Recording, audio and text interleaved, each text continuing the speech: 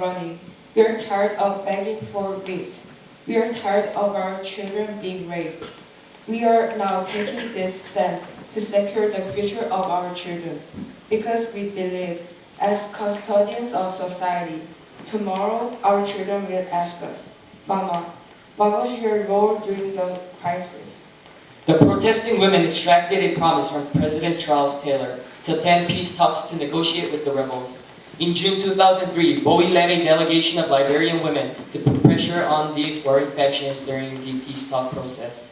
At first, the women set in a daily demonstration outside the posh hotels where the negotiators met, pressuring for progress in the talks. When the talks dragged from early June through late July with no progression made and violence continuing in Liberia, Bowie led dozens of women, eventually swelling to a couple of hundred, inside the hotel. They then dropped down in front of the glass door that was the main entrance to the meeting room. They held signs that said, "Butchers and murderers of the Liberian people, stop." Bowie passed a message to the lead mediator that the women would interlock their arms and remain seated in the hallway, holding the delegates hostage until a peace agreement was reached. This was extremely brave, as the men who attended the talks were known to be ruthless. When the men tried to leave the hall, Bowie and her allies threatened to strip naked. In Africa, it is a terrible curse to see a married or elderly woman deliberately bare herself. The women remained sitting outside the negotiating room during the following days. Their presence forced the negotiators to take the talk seriously. A few weeks later, a peace agreement was reached. Leymah Bowie was awarded the Nobel Peace Prize in 2011. She accepted on behalf of all the women of the Liberian women's movement.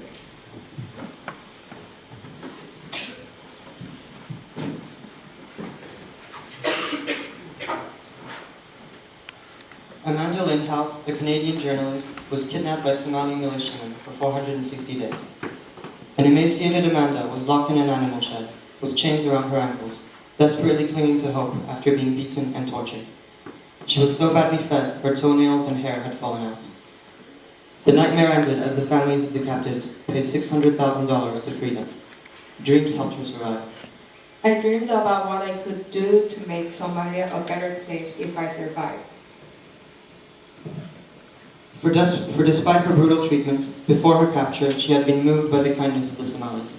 Even as she was being held, she imagined how she could help them. I started the Forgiving Dare. Some days are hopeless. To survive, you must let go of rage. Forgiveness wasn't simply the choice to let her captors off the hook, but one to see beyond, to love. This brought peace to overcome terror. In extreme suffering, you can survive. The spirit is resilient. Peace comes when you realize you are made of love. And when fear is gone, sometimes you must make the choice to forgive 10 times a day, with pockets of anger building up each time. It's hard, but worth it. Some among her friends and family are outraged toward her captors, but she has not chosen the path of anger. I chose the opposite, to continue engaging in forgiveness. Despite my other choices, it wasn't easy.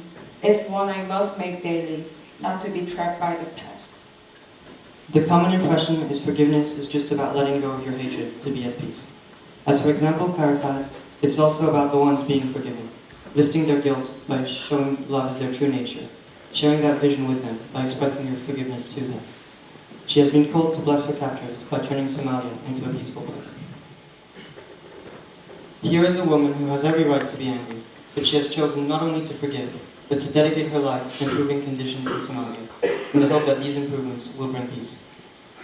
In 2010, Lindhout founded the Global Enrichment Foundation to create more opportunities in Somalia by offering university scholarships to women.